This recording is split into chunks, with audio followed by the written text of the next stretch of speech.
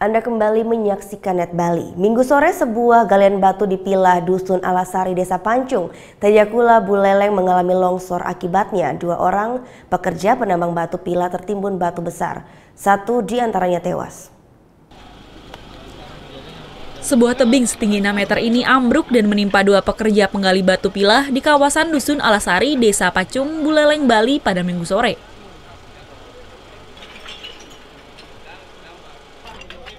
Korban selamat yakni Komang Kardiase, warga Desa Pancung, alami patah tulang di kedua kaki.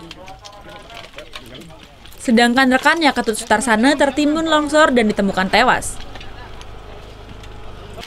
Evakuasi sempat terkendala alat penggali yang minim.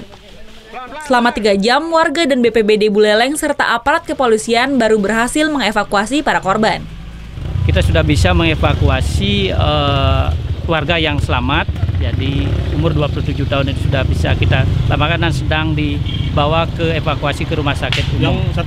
Yang satu lagi masih kita, karena sudah batunya sangat besar, kita masih tunggu hasil survei, hasil kajian dari Basarnas. Di sisi aturan sebenarnya kan sudah tidak benar, tapi ini nanti kita koordinasikan dengan kepala desa, camat dan lainnya untuk tidak terjadi hal-hal yang demikian. Inilah kajian bencana yang mestinya harus kita lakukan itu.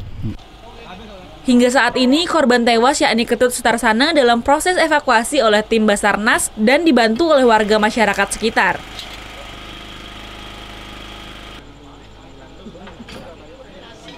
Desa Pancung, Kecamatan Tajakula, Buleleng merupakan salah satu kawasan galian penambangan batu Pilah di Pulau Bali.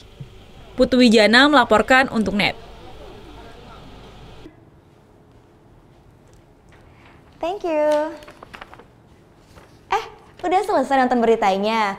Jangan pergi dulu dong. Subscribe dulu dan nonton tayangan lainnya di sini. Subscribe, nonton lagi. Subscribe, nonton lagi.